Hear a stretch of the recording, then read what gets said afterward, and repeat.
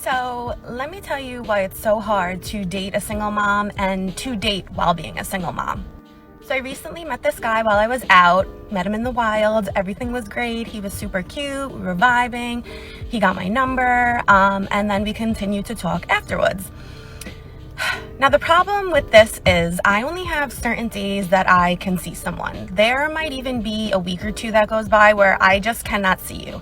And in the early stages of dating, that is very hard and detrimental to, your dating life, because if you can't keep a conversation going through, text messages or phone calls, FaceTimes, whatever, I'm going to get bored. And even though you're a single mother, I'm calling it. You really are full of crap. Nobody is that busy. You have more time than you think. For example, if this guy was truly worth it, you could cancel one of your many spray tan appointments and presto, you'd have some time to meet up with this guy for a cup of coffee. But no, you're not gonna give up that precious me time, because if you give up your fake tan, how are you supposed to look attractive for the men you're not gonna date? Besides, you're a single mom. Dating for you is going to be next to impossible because no self-respecting man is going to take you seriously. The best you can hope for is this guy has some fun with your acidic clamshell of woe, because the second you get feelings, this dude's gonna realize he's gonna have to pay for your irresponsibilities, and he'll be out of there faster than you when the dinner check arrives. And I know people say you really shouldn't text that much early on, but I have no choice, unfortunately, because I have every Friday night free. My daughter is with her dad every Friday night, but I can't expect that people are going to be free those days. Maybe they are, maybe they're not. So like I said, maybe a week or two will go by where I can't see you. And for me, in the early stages of dating, I am not going to get a babysitter. I'm not going to ask my mom. I'm not going to do any of that for someone who I don't feel is worth it. And I know that sounds harsh, but I don't know you. I'm not taking time away from my daughter.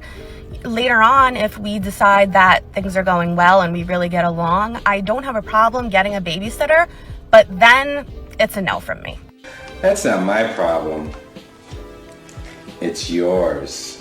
Oh, please, woman, don't use your daughter as a shield for why you sabotage your lack of a dating life. That's just not cool. You're only willing to make time for a man if you think it's gonna go somewhere, but deep down you know it's not. And instead of just accepting the fact that you're not gonna have a man in your life, you're just gonna sit there and say that you're not willing to take any sort of compromise when it comes to your scheduling, but then you start complaining about how hard it is for you to date. You're overestimating your desirability first and foremost. You can't just sit there and expect a man to put in all of this work when you're making it obvious that you're not gonna be available emotionally, mentally, or even physically. You see, men have this thing. It's called self-worth, and they're not gonna demean themselves for a woman that's gonna weaponize her daughter against him when she's not even his. Our schedules are far too busy for that kind of behavior. So back to the guy. I found that our conversations were just very lackluster. He was very surface level. It was pretty much, hey, how was work? How was your day? Every day. And I just feel like as adults, babe, our days are the same. I wake up, I get my daughter ready for school, give her breakfast, drive her to school, go to work, come home, have dinner, bath, bedtime. It is a revolving door of the same day. And I think most adults can relate to that statement. So if you're not trying to ask me questions, getting to know me, this, that, and the third, I'm bored. I don't want to talk anymore. So I had to tell him, listen, you're great, but this isn't going to work out.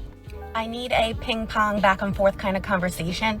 And if I don't have that, for me personally, it's just not going to work out. Some people like that. I personally do not.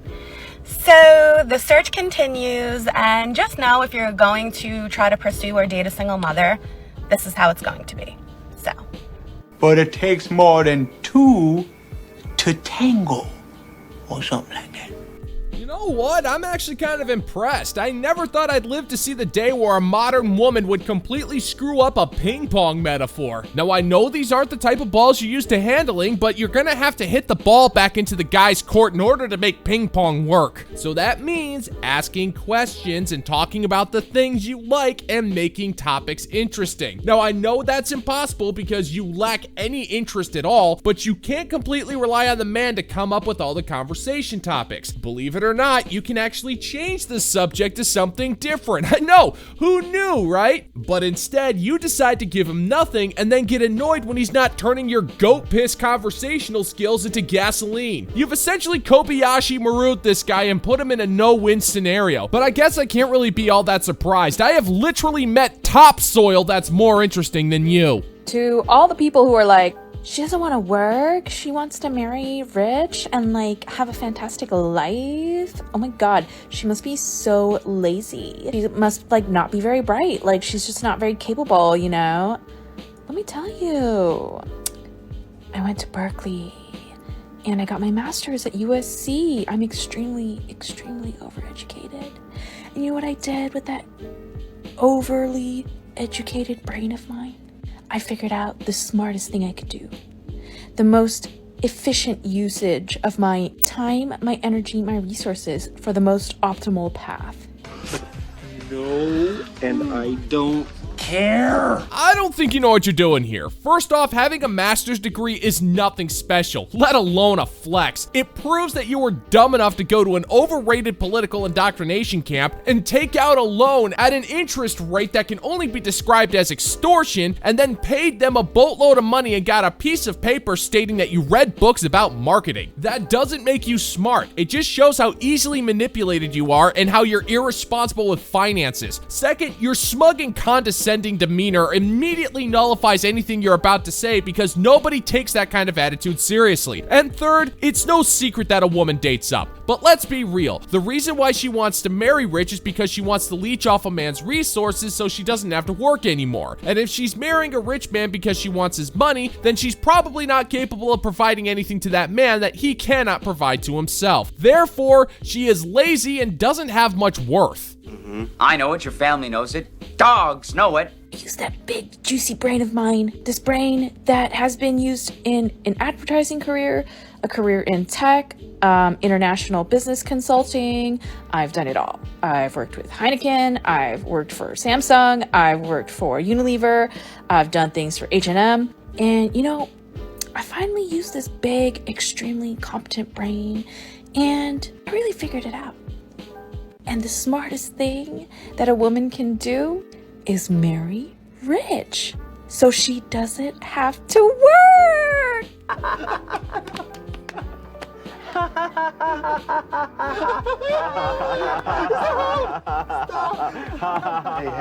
Well, on behalf of the Certified Intergalactic Gentlemen Association of Space, I would like to congratulate you on your resume, and I'm gonna mail you a cookie as a reward. It's being mailed to you directly by donkey from Micronesia. You should receive it in about 9 business years. I'm assuming that's what you want. Why else would you be bragging about your pointless employment history? It doesn't grant any cadence to what you're saying, but let's pretend that your freelance marketing experience somehow makes you an expert on human pair bonding. So here's a question for you. How exactly are you gonna marry this rich man? Your insipid bragging and overinflated ego just tells me that you're not even worth the $1.50 I'd pay for the expired hot dog that I would buy you on a lunch date. So why would a rich man want to marry you? You're not all that attractive, you're stuck up, and you have insanely high expectations for virtually no reason in exchange for nothing to offer. Men who worked hard for their wealth don't let just anybody into their lives because they know a leech when they see one. And baby, you can't hide it even if you tried, and every rich man is going to be staying away from your particular swamp. Sis, we simply just don't make as much. And we simply don't have the testosterone. So we burn out way, way faster. And everything takes a much more intense toll on us. So ladies, honestly, while you still have your youth, your looks, your energy, the best ROI for you is to marry a provider. It's to date high-value men. Let them go to work for you. Your job is to enjoy your life.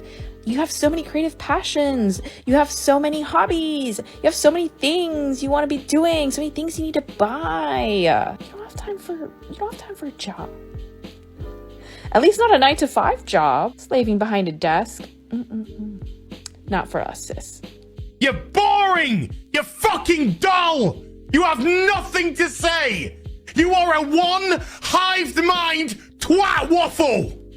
Oh man, somebody bring me a book of matches because hell froze over, because for once I actually agree with this massive human failure. Women don't have the same levels of testosterone as men. Men were born to work and lead, and that is a scientific fact. Don't get me wrong, women work, but it's meant to be in a different way. But you had to go girl boss on the entire planet and demand that you get into the workplace, and now that you got it, you realize it's not all that it's cracked up to be, so now you want men to come in and fix the problem, and you're willing to offer nothing in exchange for this. You just think you can get yourself a rich man to buy you all the shiny things, but that's not how this works, sweetheart. If you feel entitled to that, then you're high maintenance, and being high maintenance is a pain in the ass. Sorry, sugar. The only solution for you is to do what men do when they get burnt out. Stop whining, get over it, and get your ass back to work. One thing that I don't think we talk about nearly enough is the difference in when men and women try to fix their relationships.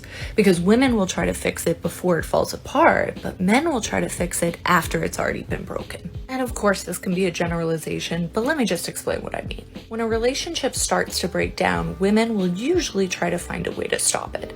So they'll tell their partners that they've had enough and that something needs to change. But that phase can only last so long. Because even if they start by communicating their needs, they'll stop if those needs aren't being met or if it starts an argument every time they do. So they just stop talking altogether. Wow, that's fantastic work, man. You have the wisdom of a 6,000 or 7,000-year-old man. That's fantastic. We don't have to fill up the whole blackboard after all.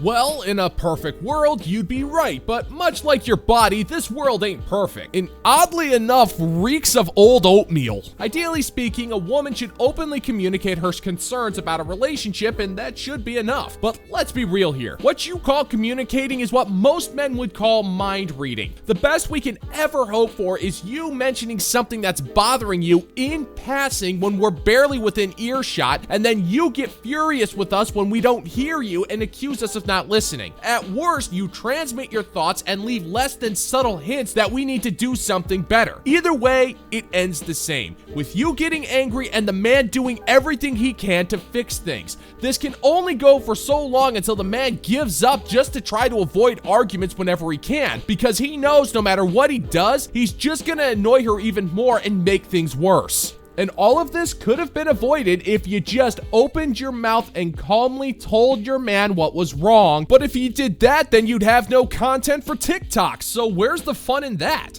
They feel themselves shutting down, losing attraction, and building resentment for the man that they once loved as a result. And that's when most women will either start threatening to leave or will start to grieve the relationship until they eventually go numb. But a lot of men won't listen to those warnings, and they'll only acknowledge that there's a problem once their wife is either left or refuses to have sex with them. And he'll often act like he didn't even know there were problems, despite the fact that she was probably trying to communicate them for years.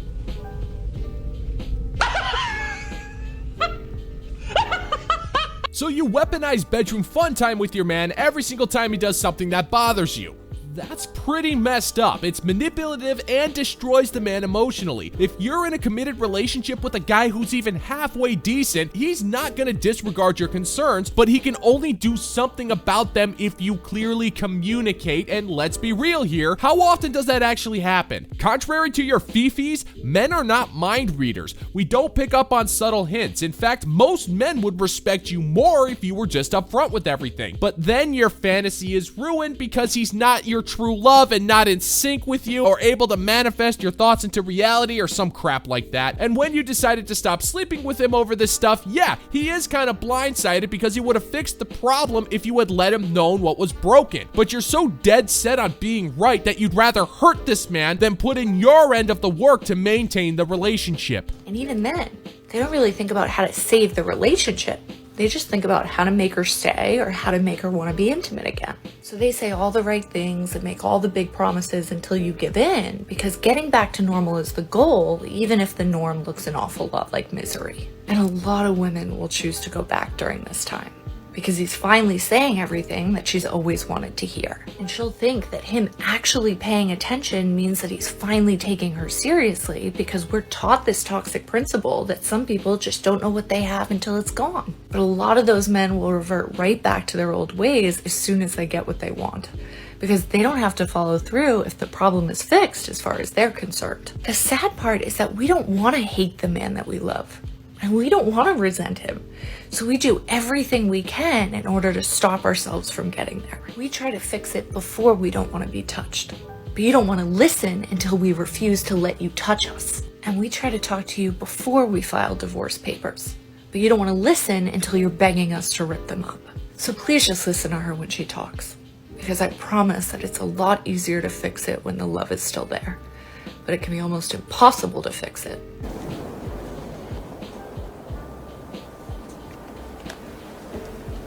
Nice try.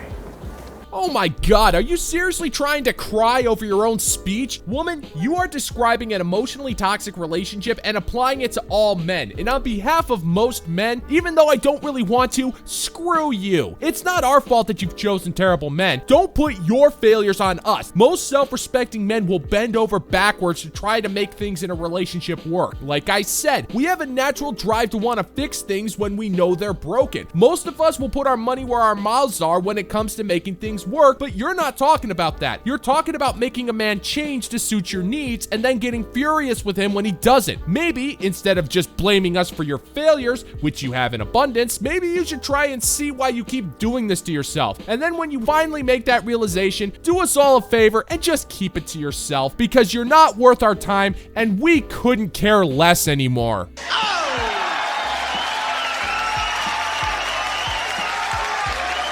And that's gonna do it for today's video, gentlemen and gents. As always, if you find that my particular brand of comedy is bringing you to the brink of laughter, then why don't you scroll on down and click that like and subscribe button and ring the notification bell. Let's give the good old-fashioned middle finger to the YouTube algorithm. Thank you so much for checking out the new video, and until next time, peace out, homies.